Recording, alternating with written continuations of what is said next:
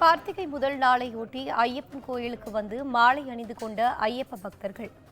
கடலூர் மாவட்டம் நெல்லிக்குப்பம் அருகே ஐயப்பன் கோவிலில் பக்தர்கள் மாலை அணிந்து விரதத்தை தொடங்கி வருகின்றனர். இது குறித்தான கூடுதல் தகவலோடு இணைகிறார் எமது செய்தியாளர் சிவகுமார். வணக்கம் சிவகுமார், தகவல்களை பகிரலாம். ஐயப்பன் கோவிலுக்கு மாலை போடுறது அப்படிங்கிறது இந்துக்களோட பெரும்பான்மையான இந்துக்களோட ஒரு முக்கியமான வழிபாட்டு வழிமுறையாகும். இது அவருக்கு செய்யப்படக்கூடிய பக்தி மற்றும் விரதத்தின் அடையாளமாக கருதப்படுது.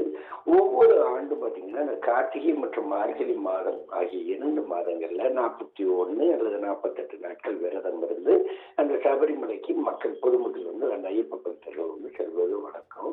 இவரை பார்த்தீங்கன்னா அதாவது அதிக அளவுல கட்டுப்பாடுகள் அதே மாதிரி பார்த்தீங்கன்னா அதிக அளவுல பிரம்மச்சரியத்தை கடைபிடிக்க வேண்டிய முக்கியமான தினம் அப்படிங்கிறது தான் இந்த ஐயப்ப மாலை அணிந்திருக்கிறவங்களுக்கு உள்ள ஒரு பெரிய ப்ராப்ளம். என்னன்னு பார்த்தீங்கன்னா இதுல இந்நிலையில கார்த்திகை முதல் நாளை ஒட்டி ஐயப்பன் கோயிலுக்கு பக்தியோட கடலூர் மாவட்டத்துல பல்வேறு பக்தர்கள் மாலை அணிந்திருக்காங்க. கார்த்திகை மாதம் தொடங்கிய நிலையில ஐயப்ப பக்தர்கள் இந்த விரதத்தை தற்போது துவங்கி இருக்கிறாங்க. முதல் நாள்ல சபரிமலை ஐயப்பனுக்கு மாலை அணிவித்து 48 நாட்கள் விரதம் கடைபிடித்த பிறகு கேரள மாநிலம் சபரிமலையில் அமைந்துள்ள ஐயப்பன் கோவிலுக்கு இந்த பக்தர்கள் செல்வாங்க.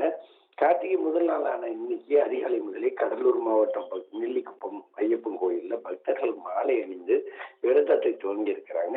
இதனை முன்னிட்டு அதிகாலை முதலே கோவில் வளாகத்துல, அதாவது அங்க இருக்கிற கோவில் வளாகத்துல மகா கணபதி ஹோமம் அதே மாதிரி நடைபெற்றது. அதே மாதிரி பின்னர் நெய், தேன், பஞ்சாமிர்தம், பன்னீர், பால், தயிர், இளநீர், விபூதி அதே மாதிரி கொண்டு பல்வேறு சிறப்பு அபிஷேகங்கள் நடைபெற்றது.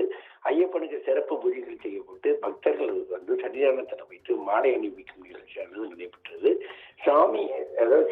கன்னிசாமிகள் முதன் முறையா மாலை அணியிடுவாங்க. அதே மாதிரி குழந்தைகள் உள்ளிட்ட 200க்கும் மேற்பட்டோர் தற்போது மாலை அணிந்து கொண்டு தங்களது பிரதத்தை கடைபிடிக்க துவங்கி இருக்கிறாங்க.